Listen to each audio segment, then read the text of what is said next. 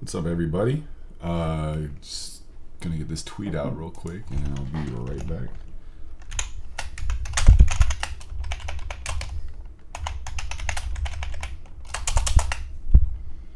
All right, tweets out.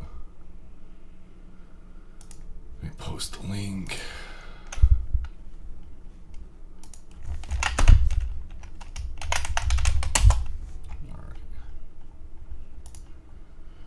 What's up, guys?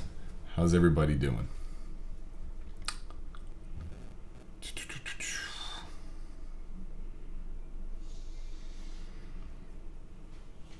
Hope everybody's enjoying their weekend.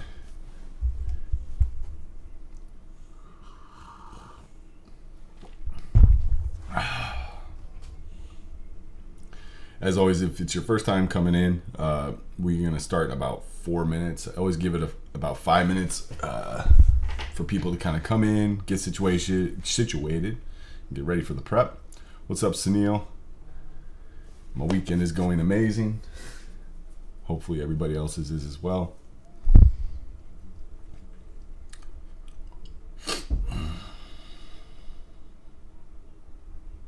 Oh, I'm happy you like that. Yeah, so Sunil is saying thanks for sharing that motivational podcast thing.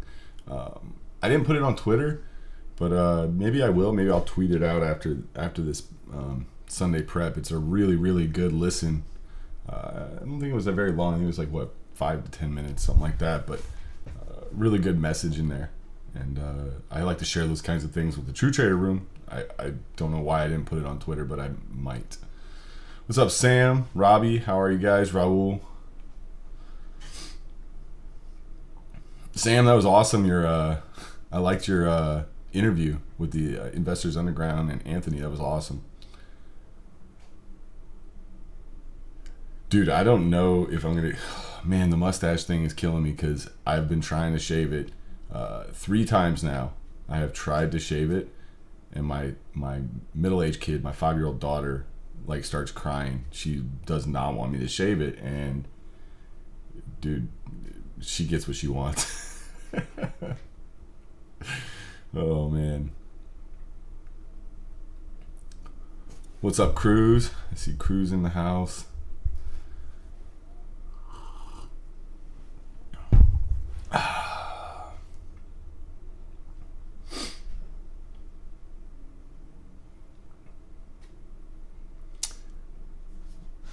Should have a decent topic, something that we didn't plan for it, and so lately, like the topics that I've been going over on the prep, I'm like running out of stuff to talk about, right? We've literally touched on almost every broader topic I can come up with in terms of what is trading related, and so I've been crowdsourcing from my team, like things like they might want to hear about, and what we end up doing is just like freestyling it. Hey, let's talk about this week, and so that's how it's been rolling. But the cool thing about that is I don't prepare for it, right? It's literally you're getting my unfiltered thoughts on the topic, and I think that's usually a pretty good way to do things because it's authentic, right?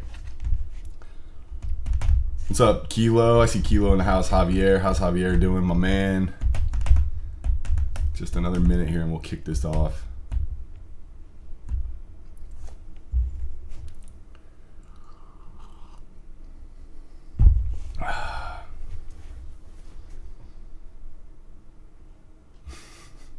Cruz says, don't buy weakness from weird market makers.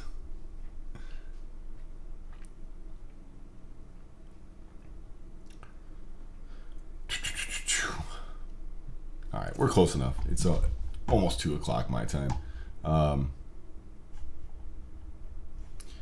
Yeah, guys, as always, if you don't have a broker that you can trust and rely on, check out Cobra. There's a link in the description. I can't recommend them enough, guys.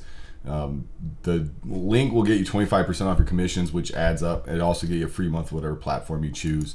Spikeet, these guys, even though that name is hard to say, doesn't roll off the tongue very well, the product is phenomenal. Like, this is the best product out there in terms of being able to backtest historical stock data if you think you have an edge or something you want to see if there's a positive expectancy on a setup that you notice. You need to be able to have the numbers to back that up. And you used to have to do that manually. It was a pain in the ass. Spikeet makes it fast and easy, and the possibilities are endless. There's a link in the description for them as well. Scriptstotrade, these guys make indicators and tools for Thinkorswim and TradingVue. Awesome guys, hands down, favorite team to work with out there. We created a tool together that's going to be released here in the near future. I've just been trying to film like the demo for it so people can kind of see how to use it. That's going to be coming soon. Check them out. They have a whole suite of indicators already ready to go. If they don't have what you're looking for, they can create it, so they can make custom indicators as well. TraderVue, use these guys to check out not just how you're performing, but like tracking all your metrics, whether it's your cumulative P&L, whether you're you need to know the data behind your performance. Are you going to have a positive expectancy? Like, what's your win rate? What's your typical risk reward? Are you trading the way you should be trading? And that's not as simple to answer if you don't have the actual data to look at. Traders for a Cause, this is coming up at the end of September, last week September, first week October. Great cause. Make sure if you guys can't make it, at least try to reach out and donate. It's a really great cause for cancer research. And as always, we have some earnings on the doorstep this week. Some big ones. I see Chewy in there. There's some Chinese names. There's Best Buy, Big Lots, lots of names. It's going to be a really good week. I can already feel it. Now, I typically like to talk about, or I like to profess that, I like to nail and bail, right? I'm in and out, and then I go to enjoy my life. Monday morning, I'm going to be more nail and bail than I've ever freaking been, because my two youngest kids, my 5 and 4-year-old, are starting kindergarten and UTK. So like, I have to leave my house at 7 o'clock or whatever on the dot. So the bell rings here at 6:30. I can trade for 30 minutes and I got to be gone. But it's gonna be, dude, when you talk about being grateful for things, like watching your two youngest kids go off to their first day of school is like as epic as it gets. So I'm super, super excited. All right, so the topic we're going to talk about, and I don't know if you guys saw the image on the YouTube thumbnail, but literally it's me holding a sign saying, I don't know shit. I'm sure all the guys whose products I just plugged are probably like, oh my God, I can't believe we're associating with this guy. Listen, I am very, very adamant about this. The 4 best words any trader can live and die by is I do not know. Get used to saying it, get comfortable with it, and don't think of it as a negative thing. There's nothing wrong with admitting you don't know, because more often than not, you don't. There's just no way of absolutely knowing something caused something else in the stock market. That's not the way we operate. And in fact, a lot of times when people tell you that they do know, they're wrong. They're full of shit. So don't listen to them. Like we have a lot of these conversations in TrueTrader in the lounge with our members where, trading the markets, they get the academic side of people thinking and trying to figure out cause and effects and like, why did a certain thing happen? If you guys watched Friday, when Powell talked, right, from the Jackson Hole thing, the market, what did it do? It flushed, and then it ripped, and then it flushed again. And every time it made a giant move, people were like, oh, it's because Powell said this, or he's acting like this. And then like 2 seconds later, they're completely proven wrong because it goes the other way. Oh, well, it must be because of this. And then it makes them all look like idiots too, because next thing you know, it's right back down. And it's, stop trying to figure it out. There is no rhyme or reason sometimes, right? And to listen, there's guys that are paid so much money to try to figure those things out, that are try to answer those questions. It's above my pay grade.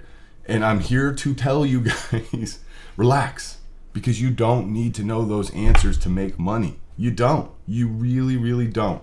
Now, I'm not saying that you shouldn't have that curious side that wants to try to answer those questions. But there's a line that has to be drawn between where your curiosity is getting you to ask those questions, and where we like stop with that and say no, but then there's this side of, on this side of the lines where we trade, right? And those two can't interfere with each other, because what happens is you'll think you know the answer to something, and you'll get this bias, and you know it must be this way because of this, and then it makes it impossible to stay objective and trade the way you know you're supposed to trade. And you know, actually, if you guys can see my shirt, the only thing wrong with being wrong is staying wrong, right? So it's really hard to admit you're wrong when you think you know something to be certain, right? You think you know that there's X causes Y, right? But if it's not true, if you're wrong, it's hard to admit that. The best trait as a trader is being able to be wrong really quick, right? Being a good loser, being able to just eat losses real fast, move on, and not let it affect you mentally.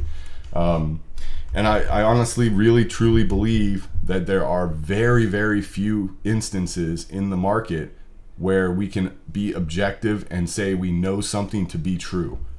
And one of those few times is something that we talk about every week in here. And what is that, guys? The trend. The trend. Is a stock making higher highs and higher lows, or is it making lower highs and lower lows? That is not debatable. It's legitimately black and white objective. And when we talk about black and white objective things, we can talk with certainty.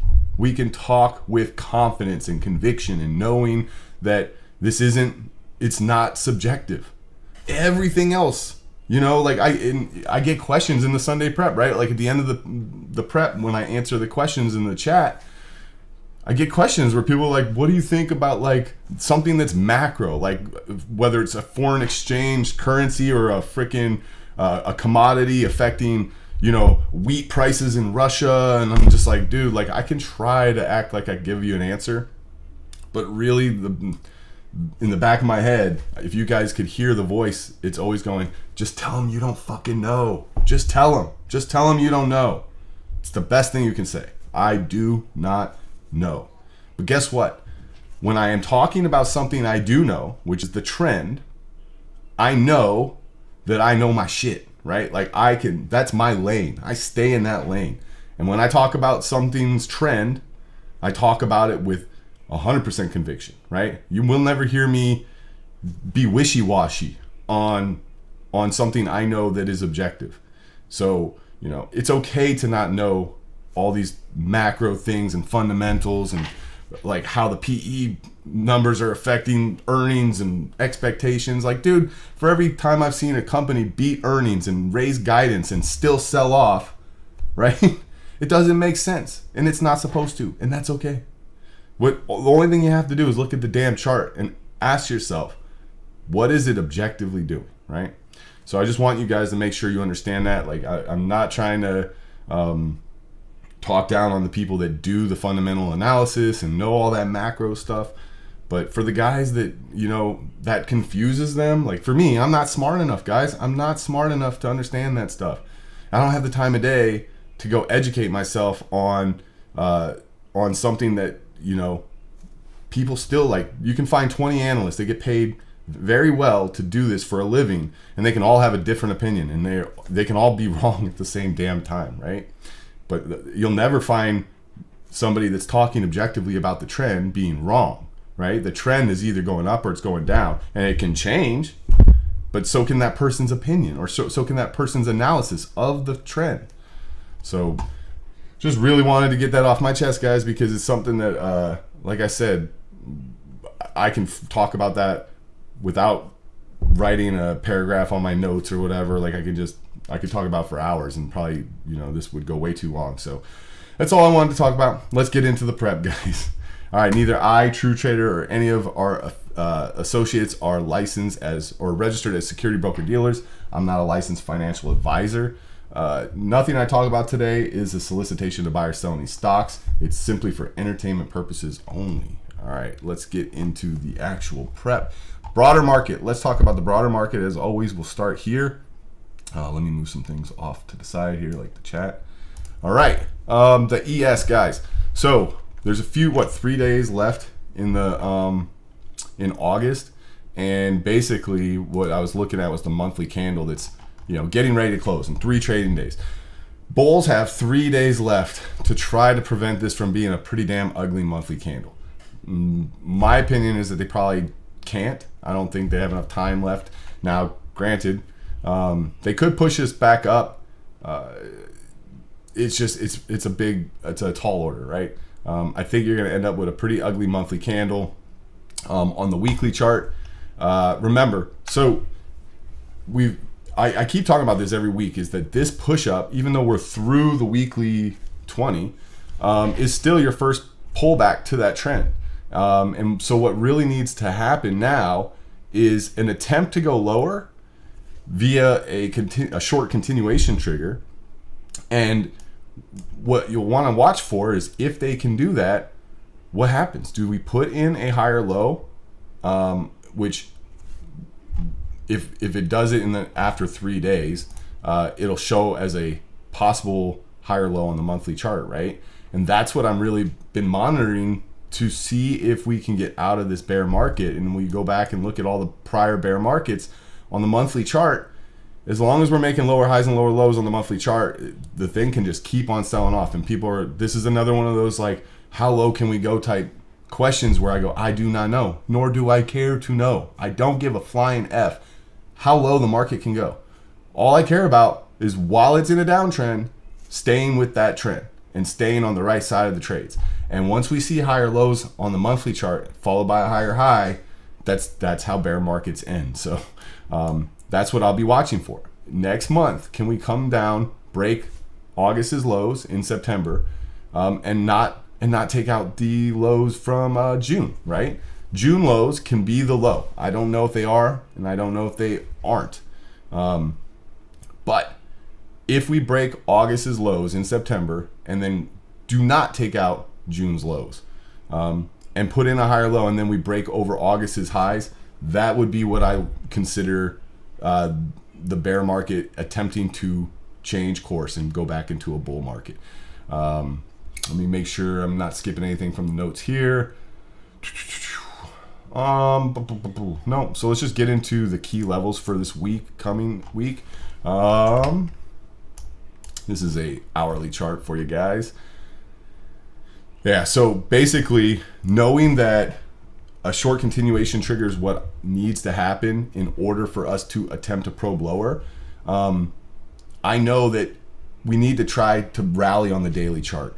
So the lower we go without a bounce, because look at this sell-off from Friday, right? This is a pretty big sell-off. The lower we go without a bounce, the more I'm just leaning towards the long ideas, guys. Now, if we just open up, if we gap up tomorrow morning, or actually tonight, if it gaps up and tomorrow morning wake up and we're trading up here somewhere and we push straight up into levels from last week, I'll be right there ready to short things. But if this sell-off continues, I'm really going to be leaning into some of the long ideas. So the first level I'm looking at is this 4,000 level. You can see you have, it was the long trigger back here on, looks like July 27th. So a retest of that, it's the 50-day, it's the 4,000 psychological level, the annual pivot, the quarterly pivot, and the monthly pivot. So many things right there, right? So big level, that's where I'm really going to be getting my list ready of the names I've been stalking for longs, right?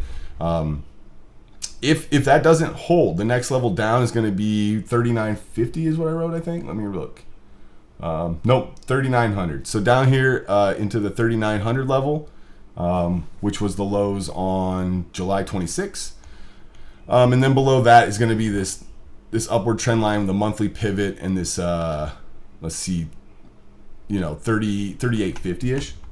So those are the support levels I'm watching. Obviously, there's some levels lower, 3750 or whatever, if I had to give you lower levels. But again, keep in mind, guys, that even though this is the Sunday prep and I'm preparing for the week ahead, I do a Monday night prep, I do a Tuesday night prep, a Wednesday night, Thursday night, right? So I don't typically need to plan too far in advance on my support resistance levels for the broader market, because I'm going to look at it again Monday night, right, after the market closes.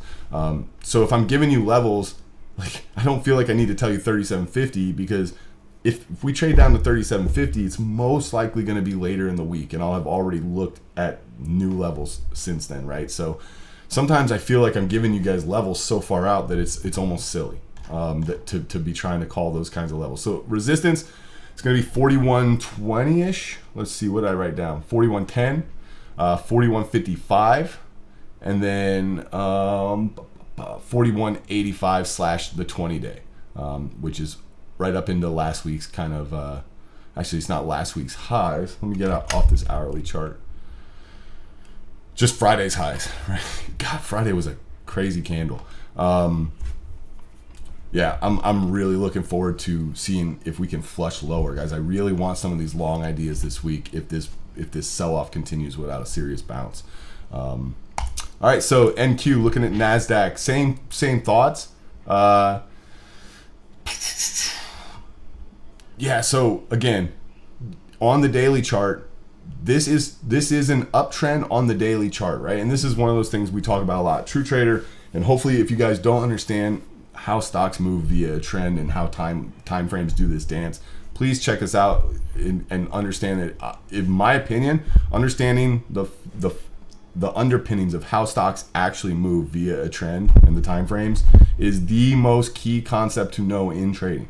So if you guys don't understand that stuff, please, even if you don't want to learn it from me, go find somebody that knows this shit and learn it, because I don't even understand how you can trade not knowing this stuff, right? It's like trading with a blindfold on, in my opinion. So it's trying to hold this daily 20 trend, even though, you know, I know objectively you're going to look at this and say, well, it's making lower highs, lower lows, but we haven't had that long trigger yet to try to get back up to these recent highs. So I don't know how much lower we pull back before it attempts to do that, but that's what needs to happen, right? We need to get that long trigger attempt on the daily chart to try to hold this uptrend.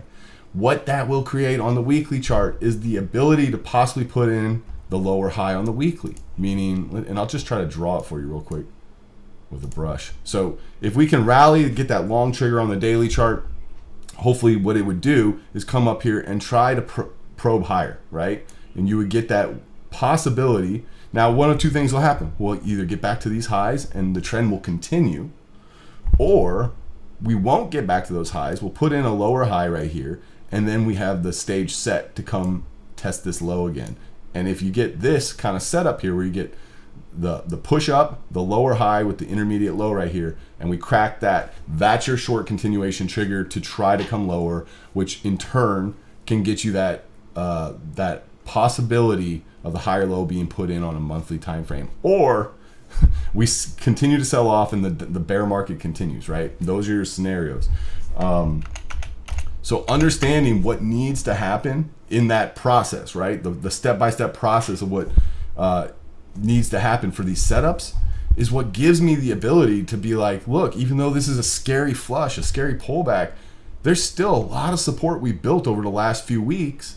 We're coming into levels, and we still need to have that attempt to rally before we can set the stage for that short continuation trigger on the weekly chart. So that's why when we have this kind of flush and pullback, I'm not scared at all to put my money to use on long ideas. Now, granted, they don't have to be long-term swing longs, right? These are mostly day trades or possibly 1 to 3 day, or not 1 to 3, 2 to 5 day maybe swings, right? I'm not really looking for any sort of, like, if you guys have longer term IRAs or just long-term portfolios, that's not what we're talking about here. These are ideas, and like I said, until I see what I need to see for a bear market to end, which would be higher lows and higher highs on the monthly time frame, those long-term portfolios for me are still staying in cash, okay? Let me get some coffee real fast, guys. All right, so support. First level is going to be this 12.5-ish. What did I write down? 12.450 slash 50 day slash the monthly pivot. And it's also going to be getting pretty close to this upward trend line, right? You also have this level right here, 12.200. And I don't know why I don't have an alert set there. I should.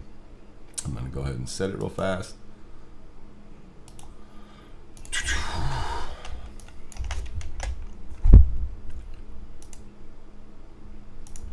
Sorry, I thought I had all these set already. So 12.2, and then 11.9 / 12. The psychological round level 12K, like 11.9 to 12,000. That's the next level for support. As far as resistance, 12.8.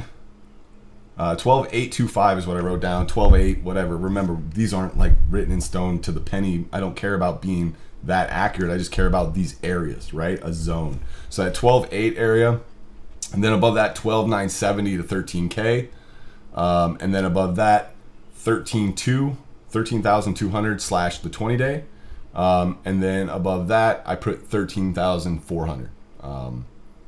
And that's it. Like I have, you guys can see I have higher levels marked. Those levels were actually from last week's Sunday prep. If you remember, what we said last week was as long as we were trading under the previous week's highs, I wanted to be leaning short, right? So we had the bias correct. All we had to do was pick our spots, and it worked really well. Now I'm keeping those alerts live up there because those alerts are still, or those levels of resistance are still valid. If we ever trade up into those levels, I still want to know when we're approaching them because they still should be adequate resistance. Bitcoin, straight up, just still traveling sideways in this this range, this channel.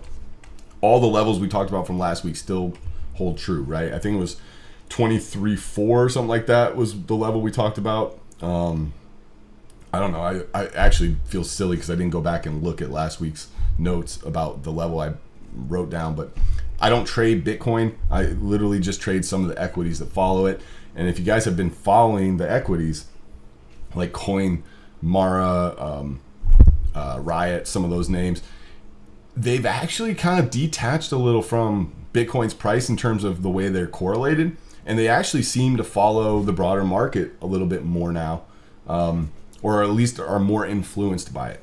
That doesn't mean, like, trust me, I still have a Bitcoin chart up at all times so I can tell when there's a disconnect or when there's a good correlation, right? So 19K was the support level we talked about last week, and I think it was 23.4 or something like that as far as resistance. And I'll tell you right now, I don't really need to go back to last week's prep. I can just look right here and say, so 23.6, maybe that's what I said last week, and if I didn't, that's what I'm saying right now. That's the level I would be watching as resistance, any kind of pop up into there. Obviously 25K is still going to be that that bigger level, the level that, you know, put the lid on it on the last rally, but 23.6 is what I'd be watching as resistance on Bitcoin. All right, let's get into the sector analysis. Here's the barchart.com. Go into our sectors. Let's look at the matrix real quick. So energy was the only stock or the only sector that had a strong week, right? Doesn't really surprise me. You guys saw what happened last week, right? But lots of things really kind of crapped the bed. Materials held up relatively well compared to everything else. And energy had a green week, right? So let's get into the actual ETFs and we'll go through them again. I've kind of transitioned from writing notes down on all these to just freestyling my thoughts on these, right? Let's look at the weekly real fast. Again, remember we talked about having that really ugly weekly candle 2 weeks ago, gave us that short bias to come into last week with. Now, you know, that's a big sell-off coming back down into some support levels. Whoops, let's look at a daily again. So there's obvious levels of support we can come down here and test, right? So the first would be this 65 area on retail, and then below that 6250-ish. If it continues to sell off, this is right in line with what we're talking about with the broader market, right? Which is if the sell-off continues without a meaningful rally, I'm going to be looking for longs. XLF, again, this one was the sector that I've been kind of stalking because I think it's been performing really well. Definitely rejected where we would have expected it to, and definitely had another follow-through week last week to the downside. So I've got names on this list that I'm watching for pullbacks down into this 3250 area. Again, I'm hoping we continue to sell off and things get oversold, at least in the near term, and we can get some long ideas going here. Real estate, yeah, we're back under this 4450 area, 4430 or whatever, which was that key level.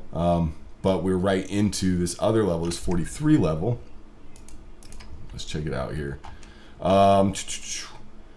Yeah, I think coming down to test this 42.30, 42.20 area would be the spot. If that doesn't hold, the next spot down here is going to be this 41, that monthly pivot around 41.40. Again, another sector I don't typically trade too much.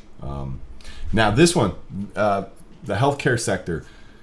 Remember, we talked about this 134 level being so key, and the fact that they had one day where they closed above it, but then the very next day came back under. Now we're kind of rolling back over.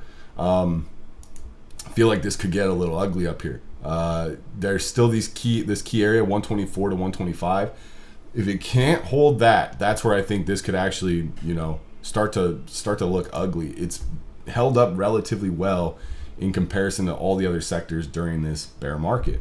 But things can change, right? Like that's what they typically like to say about these bear markets, is that the Grim Reaper eventually comes for everybody, right? So some sectors may have been holding up relatively well. Just keep in mind that can change. Make sure you know your key levels, and when those levels are broken, be objective. Do not hope and pray, because I think, a lot of people, I think this might be their first bear market. And a lot of people probably learned some really, really hard lessons over the last 6 months about this, like how ugly a market can get, and how hoping and praying just won't cut it, right? You have to actually have real risk management principles deeply ingrained in you, or the market will teach you these lessons firsthand. Okay, so you have a sector like this that's holding up relatively well. If it stops holding up, don't hope and pray that it comes back or things change. Just admit wrong. Remember, we talked about it in the beginning, is admitting being wrong as quickly as possible, and then moving on. Okay, all right, let's keep it moving here. Let's go into the materials sector. Remember, this one held up relatively well in comparison to some of the other sectors. That is an ugly weekly candle, straight up into the weekly 20 with that big old tail at the top. Wouldn't surprise me if it can't reclaim this 78.60 area, if it starts to roll back over, right? Coming under 77.60 would probably send this thing tumbling, unless it can really reclaim this key level, right? What is this level? Let's see, 78. Let's just call it 78.50. Reclaiming 78.50 starts to build, kind of holding higher lows. Maybe it can push again, but when you look at that weekly chart, that's a really ugly weekly candle. Industrials. And listen, I remember when I was kind of glancing at these over the other day. When you look at these charts, keep in mind what they were doing before Friday. A lot of these charts, if you take Friday's candle out, we're really trading quite nicely, right? Pull back to the 20-day, holding, starting to accelerate back up, and then you get that Friday candle, right? But if we get rid of Friday's candle, let's go back over some of these and look and pretend like there's no Friday candle. This one, not so much. Obviously, couldn't hold the 20-day and was kind of just staying heavy, but let's keep going. Let's see. Yeah, so, financials trying to hold, pull back to this, this retest of this level here, was trying to hold the 20-day, pushing up. Friday came and just smoked it. Not so much. Material sector definitely was holding that 20-day, nice key level, pushing. Friday smoked it. Industrials holding the 20-day, pushing up. Friday smoked it. So keep in mind what these things were doing prior to Friday. Utilities still holding up relatively well. Again, another sector you don't necessarily want to see holding up very well if you are hoping for a bear market to end. A little hydration there. If I was gonna be looking for a sector that's holding up well enough that I think long ideas can be put on with the possibility of swings, it's probably something like this, or obviously oil and energy as well. But again, was behaving really well. Pulled back to the 20-day, was pushing, holding that trend line that it reclaimed, and then Friday smoked it, right? So watch to see if this push back into 75.50 area stuffs, because this is one of those ones that really wanted to hold that level. Now, the other thing, knowing that some of these were behaving really well, and then Friday, was the big day in the market. Watch to see if some of these reclaim and start to act well again. Maybe a lot of these might surprise people if they think that if they don't recognize the fact that Friday could have just been that one-off because of the macro stuff, and then it reclaims and things start behaving well again. Don't get caught off guard by that kind of stuff, guys. Discretionary, I think we got to be objective here and say like 157.50 area might be a good spot for bounce plays on this, but if not, then I'm going to be looking towards the 50-day for this one. Again, I like this sector for shorts when we're pushing, but as long as it sells off without these meaningful bounces, I will start to look for longs, because there's a lot of names in this sector that have range and liquidity and will give good bounces and will have great trades. Communications, and then another one where was, it looked good the way it was like breaking out of that consolidation, then it slammed back under, and so that happened before Friday. This thing was acting weak well before Friday. Keep in mind that, right? So again, this is one of those sectors we've been talking about this whole bear market just being the weakest, right? Biotechs, really stuffed that downtrend line, lower high, lower low. I would look for it to retest 80, down into the 79, 80 level. That would be where I'm watching to see if the bulls make a stand.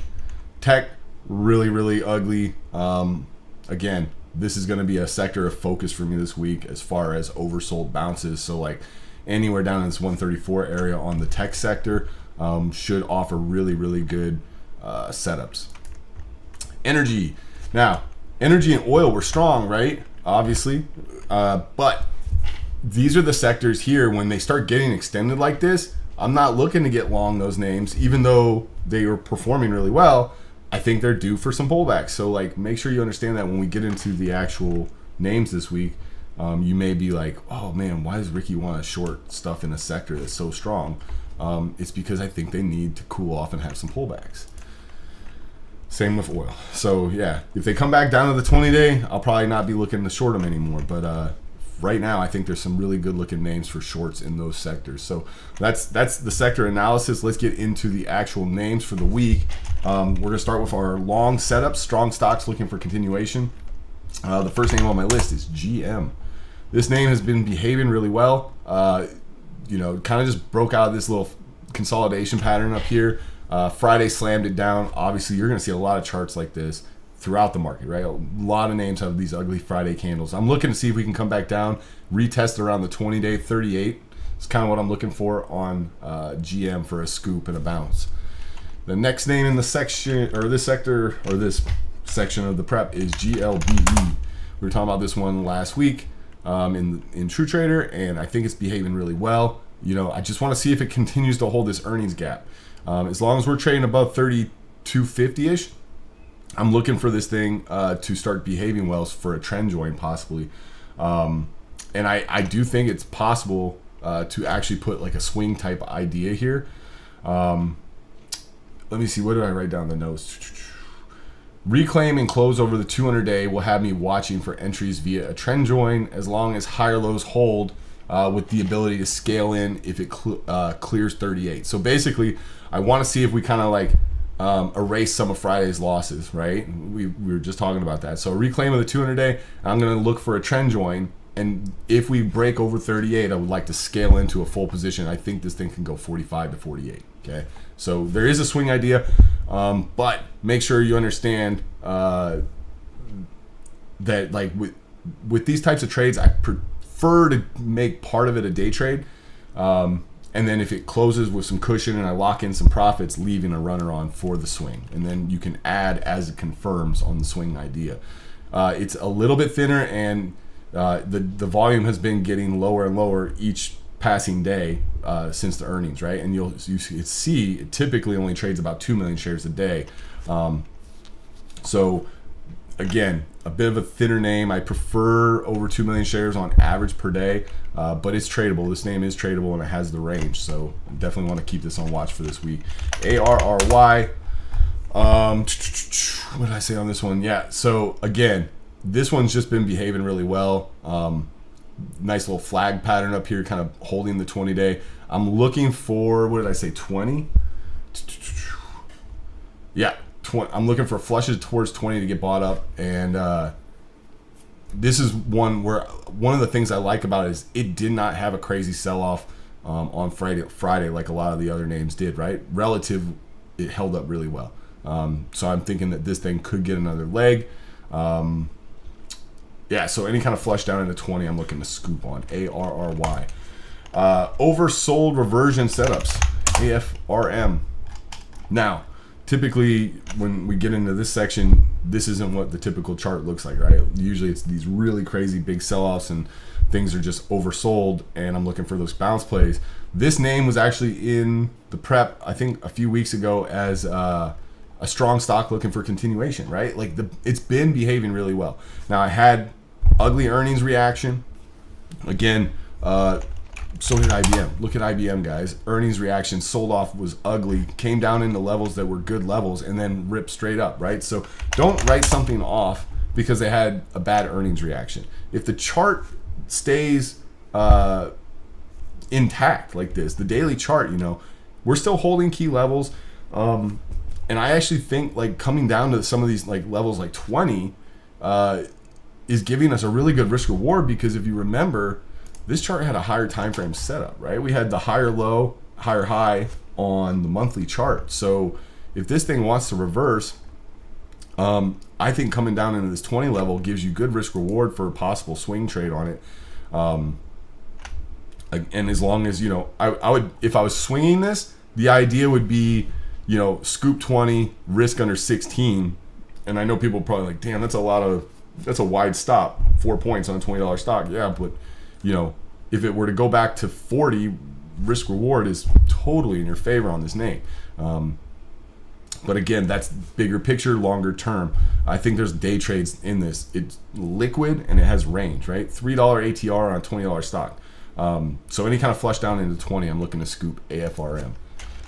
That's it for the long ideas. Short setups, we'll start with the weak stocks looking for continuation. EQT. Remember, there's gonna be some oil and energy names in here, because I think that sector, I don't want to be getting long when we're getting extended. Doesn't mean things can't go higher. If they do, I stay hands off and let them do their thing. The higher the better, right?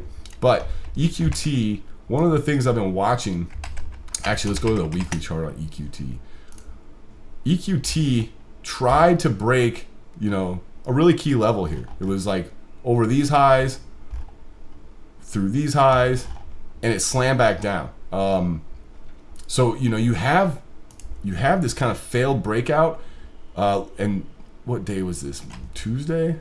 Let's see, Friday, Thursday, Wednesday. Yeah, Tuesday. It was an ugly candle on Tuesday. After I saw that candle on Tuesday, we were talking about this in TrueTrader. I'm looking for pushes back up into these levels to fade if it stays heavy. So if you get into like some of the intraday stuff, here was the breakdown level that sent it tumbling. We're pushing back up into those levels and we keep failing. So I'm looking for pushes back up into these levels to stay heavy and for this to finally roll over and break down. If we clear back over those highs, over 5170 area, let it do its thing, let it keep going, let it trend. But if it can't get back over 51, if it stays heavy up in these mid 50s, I think this thing can really roll over, and I'm definitely wanting to be involved in that. So EQT, anywhere pushing up into these 50/50s, if it stays heavy, I'm looking to scale in, and when it confirms, I'll be adding and looking for this thing to come back down. 47 would be, I think, very doable. I think maybe 45. So that's EQT. DELL. That sounds weird to say that. I don't know why. Ugly earnings name. I'm looking for this thing to push back up into 43. What did I write down? 4360. 4360 to 44 to fade. You can see it was like the post-market lows from the earnings sell-off. And what I liked about it was it kind of pushed back up, lower high, and the break of that 4360 came back under, retested one time, and then sold back off. So I'm looking for a spike back up in that level to fade on Dell. Next name is Airbnb. Looking for let's see, this is the level I like, 116.70-ish. I think I'm gonna, you see I have an alert down here at 115.40. Any kind of pop up into these levels, I want to get it on my watch, but I don't know if 115 is going to be far enough away. I'd like to see it test 116.70 to fade it. If it can't get through 115.60 or whatever, and it's struggling there and it starts making lower highs, I might put the short on into that level. But like I said, I would much prefer 116.70 on Airbnb. Show you the daily chart on this name. So comes down, retest the underside of the 20-day, really stuffs. So you get that ugly Friday candle, I think pops back into those levels. Really going to make a good short. We'll see. Make sure you guys have a plan. Do not just short something because I said I'm going to short it on the Sunday prep. Make sure you understand I'm so okay with being wrong. I'm so okay with stopping out and taking a loss.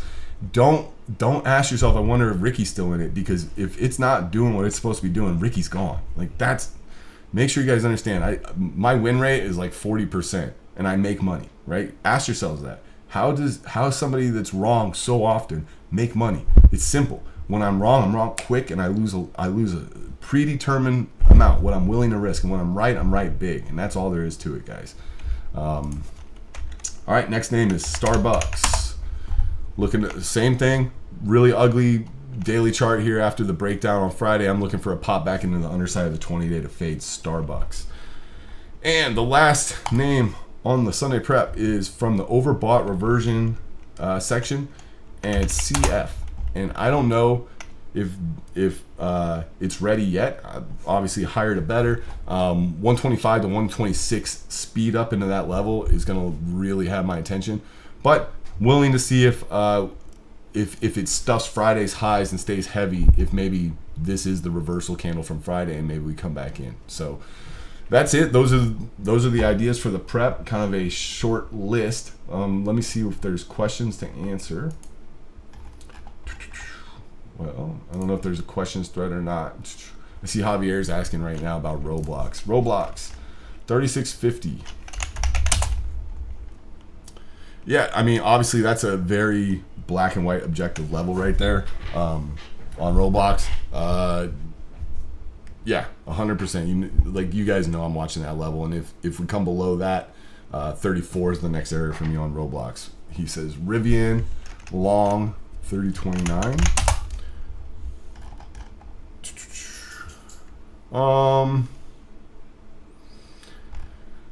Rivian long for me would probably be a lower.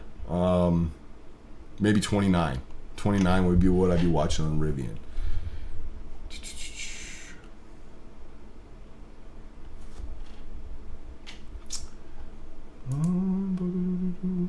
Yeah, so I don't know if there's a lot of questions or if there's no questions this week. That's fine.